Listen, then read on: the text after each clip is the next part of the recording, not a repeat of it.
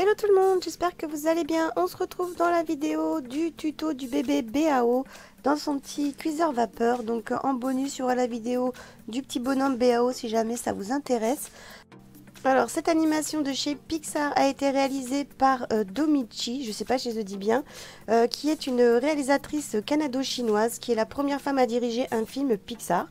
Et elle souhaitait rendre hommage à la culture chinoise tout en abordant la question du syndrome du nid vide. En fait, c'est la sensation ressentie par les parents quand leurs grands-enfants quittent le foyer. Donc voilà, c'est pour ça que cette petite animation, je l'ai trouvée vraiment trop chou. Et voilà, donc en fait, les Américains s'en sont rendus compte au cinéma lors du second volet des Indestructibles, c'était une bande-annonce.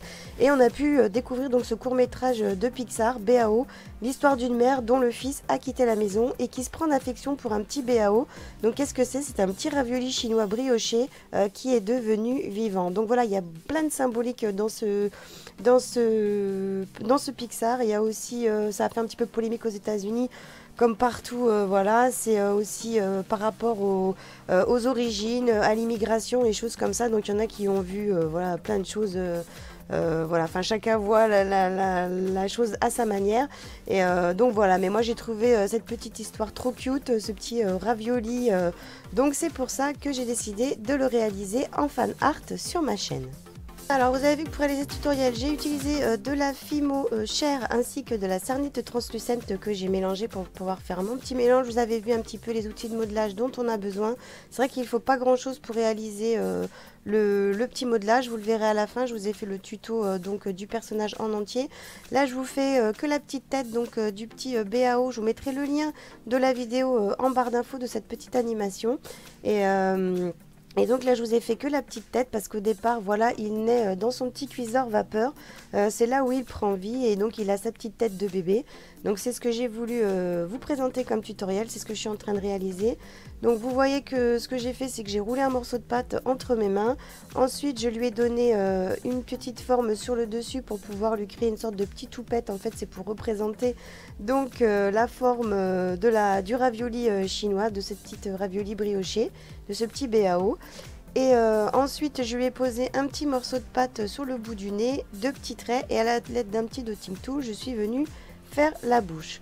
Donc pour faire le tressage du petit panier vapeur, alors je vous avoue que ce tutoriel je l'ai tourné déjà il y a un petit moment. Mais voilà, comme il fait assez chaud dans le sud-ouest, j'avais de la pâte molle. Donc du coup voilà, j'ai fait vite fait ce petit quadrillage. Vous avez déjà fait un tutoriel sur les paniers, c'est un peu le même principe. Voilà, il faut superposer des languettes de pâte qu'on vient de découper et puis ensuite les placer les unes par-dessus les autres pour pouvoir former une sorte de panier. Donc là ensuite vous avez vu que je suis venue un petit peu écraser cette pâte et ensuite la texturer à l'aide d'un outil qui permet de faire des petites textures bois, un petit outil griffe comme ceci. Et puis vous pouvez le faire avec une brosse à dents à poil rigide si vous voulez. Et ensuite j'ai utilisé donc des pastels secs pour lui donner un effet bois.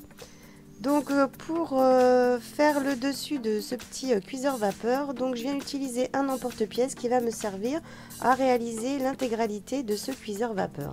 Alors je viens pousser un petit peu la pâte pour former un dôme, ensuite je viens découper, je laisse mon morceau de pâte à l'intérieur de mon emporte-pièce puisque je vais venir le passer au four par la suite. Là je viens de faire donc le tour du dessus du cuiseur vapeur. Donc voilà, vous pouvez découper le pain de pâte ou le laisser comme ça par-dessus au niveau de la languette, peu importe puisque de toute façon le cuiseur vapeur c'est en bambou. Donc généralement les languettes elles sont collées les unes sur les autres. Et puis ensuite on va venir à nouveau refaire une texture bois tout autour et ensuite le coloriser avec des pastels secs.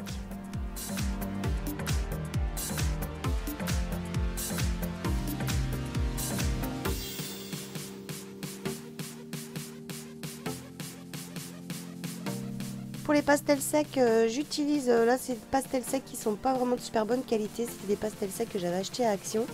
Voilà, c'est vrai que je préfère les Faber-Castell, mais bon voilà, vous voyez au niveau de la pigmentation, ils sont pas terribles. Et c'est une couleur ocre avec une couleur marron, voilà, c'est ce qu'on se sert pour faire des effets bois ou des effets cuits. Mais sachez par exemple que si vous n'avez pas de pastel sec, vous pouvez aussi également utiliser de la peinture acrylique marron, et ça marche aussi également très bien. Donc là je suis en train de retexturer à nouveau donc le petit tour de mon cuiseur vapeur pour pouvoir réaliser le couvercle du dessus.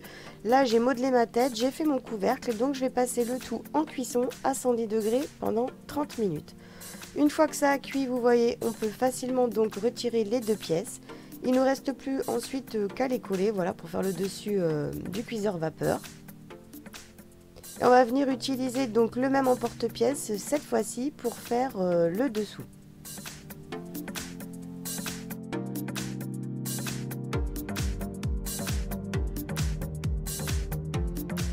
Alors je reprends mon mélange de pâte chair avec de la pâte translucente.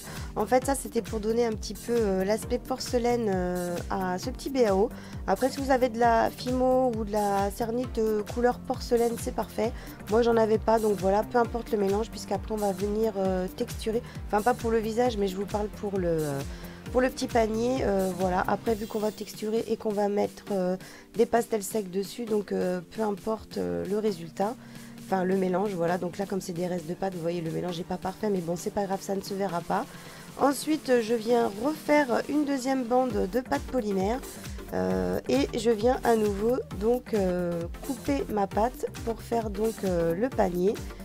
Donc voilà, donc je vérifie que les pâtes s'ajustent bien entre elles et puis ensuite je viens découper.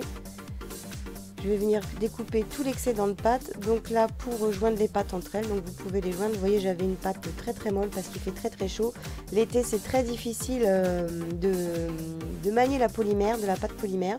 Et en plus là je vous cache pas que dans le sud-ouest on a eu quand même pas mal de canicules, ce qui fait que c'est un petit peu compliqué pour travailler. Donc toujours la même chose pour le panier, vous voyez on va venir retexturer à l'aide de cet outil qui est très pratique et puis ensuite on va venir donc soit utiliser de la peinture acrylique ou des pastels secs pour à nouveau coloriser le bas de notre panier.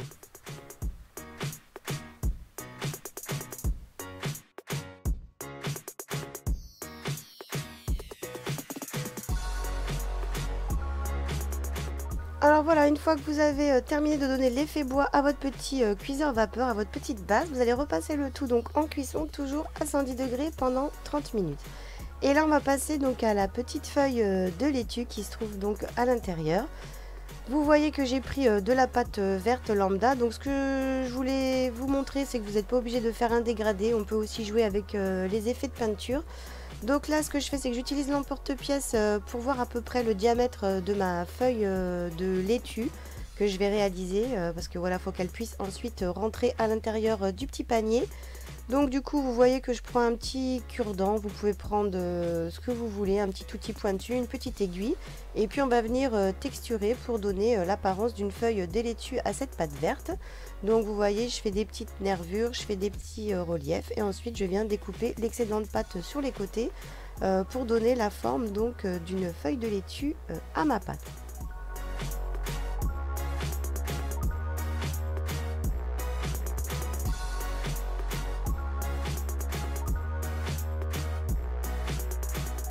Alors avant de passer à la coloration, je vais prendre les restes de pâte que j'ai. Je vais les mélanger et puis je vais les insérer donc à l'intérieur de l'emporte-pièce rond. C'est ce qui fera donc l'intérieur du panier. Donc je viens écraser la pâte à l'intérieur, j'essaye de l'aplatir comme je peux. De toute façon elle sera recouverte par la feuille de salade et ensuite je viens réaliser un petit quadrillage pour symboliser donc le petit panier vapeur qui se trouve sur le dessous.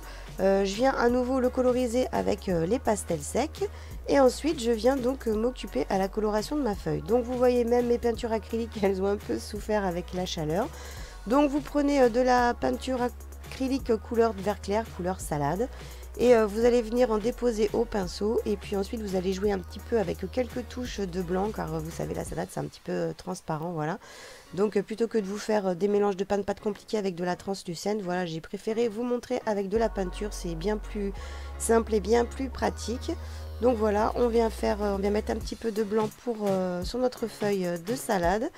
Et ensuite, donc là je viens retirer un petit peu, je viens faire la petite pointe pour que ça puisse rentrer à l'intérieur de mon emporte-pièce et puis ensuite je viens déposer donc cette feuille de salade, voilà, parce que dans l'animation il est présenté comme ça, il naît dans son petit panier vapeur tout mignon, on le voit net, on le voit prendre vie. Donc voilà, c'est pour ça que je l'ai réalisé bébé, parce que j'ai trouvé qu'il était vraiment trop chou, c'était trop mignon.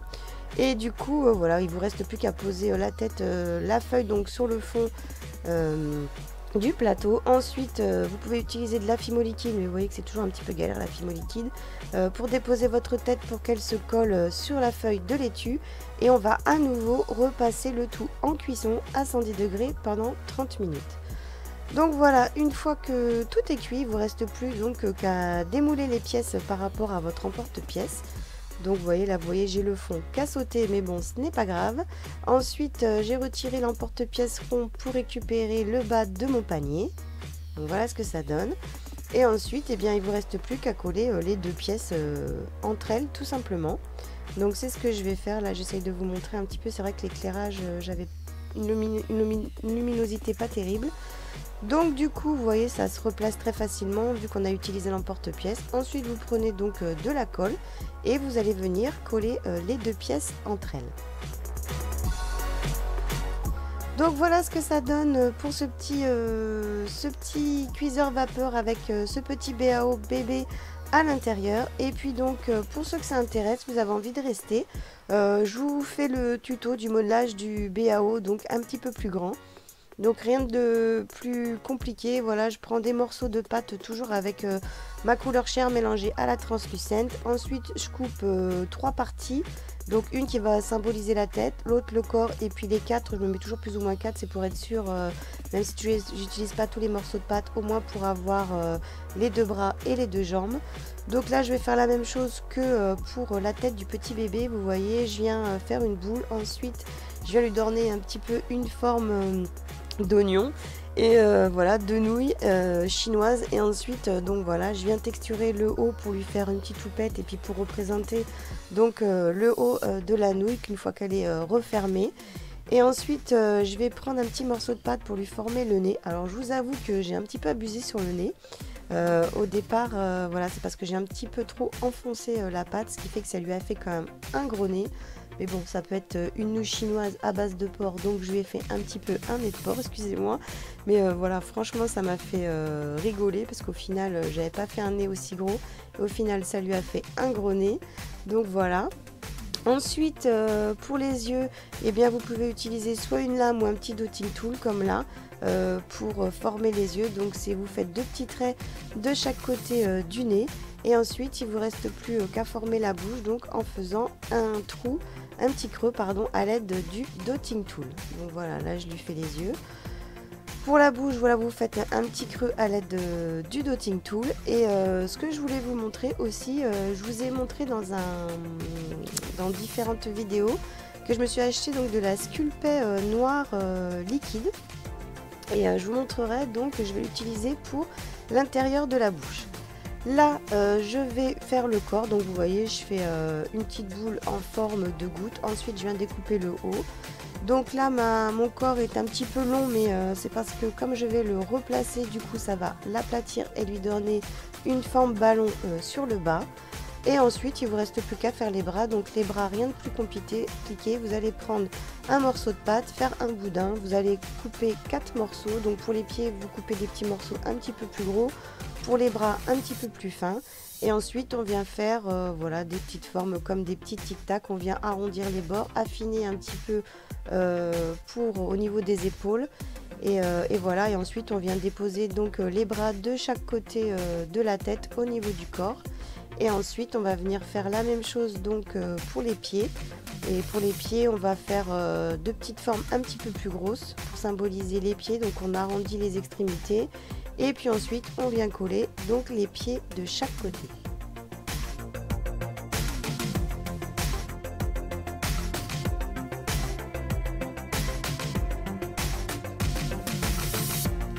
Alors une fois que j'ai posé les pieds, vous allez voir ce que je fais, c'est que je vérifie toujours que mon petit personnage tienne debout.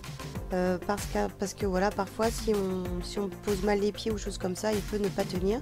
Et c'est vrai que si vous avez envie de garder vos petits personnages en déco ou les déposer sur des petites étagères ou choses comme ça, c'est vrai que c'est bien qu'ils tiennent debout. Donc vérifiez avant la cuisson. Là, je vais utiliser donc la Sculpey liquide noir. C'est la première fois que je la testais comme ceci pour voir. Il faudrait que j'essaye de faire des yeux avec pour voir ce que ça donne par rapport à la cuisson. L'utiliser pour faire les fonds et ensuite des petits dotting tools avec de la peinture, pourquoi pas. Donc voilà, j'ai testé la Fimo liquide et voilà, ça marche très très bien. Donc après cuisson, voilà ce que donne le petit BAO en petit personnage. Et puis voilà, là vous voyez le petit visage une fois que j'avais passé le tout en cuisson. Donc voilà pour la vidéo du petit BAO de chez Pixar en fan art. J'espère que cette vidéo vous aura plu. Si c'est le cas, eh bien n'hésitez pas à liker. Et puis pourquoi pas à vous abonner à la chaîne pour découvrir plein de nouvelles vidéos. Je vous dis à bientôt. Ciao!